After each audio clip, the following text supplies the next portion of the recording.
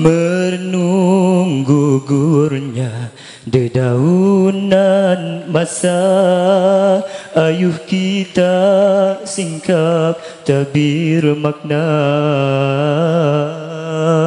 mentafsir dengan bijaksana kematian yang pasti tiba semakin merapati kita.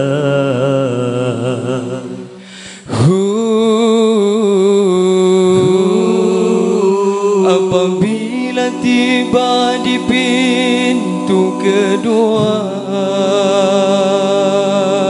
jangan tawarkan ku sendu dan air mata. Apa yang ku perlu di saat itu, bisikan syahadah di telingaku.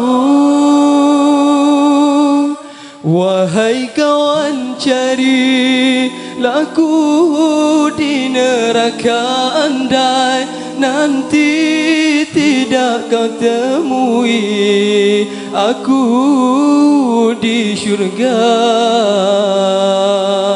Katakan padanya, kita selalu bersama, bersolat juga puasa di dunia.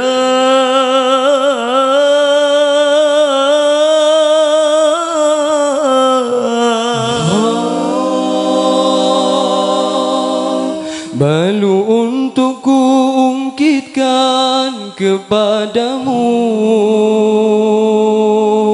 sezarang jasaku untukmu di dunia dulu.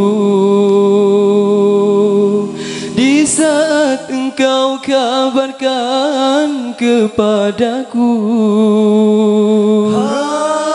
engkau lelah dengan mena duniamu, mena duniamu.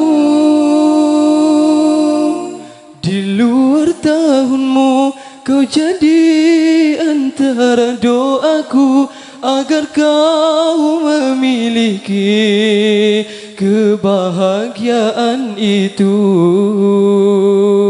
Andai tak di dunia ada bahagiamu di syurga, dengan asbab jasaku itu kau carilah aku.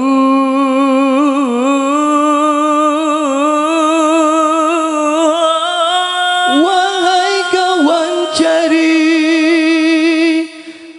ku di neraka, andai nanti tidak kau temui aku di syurga.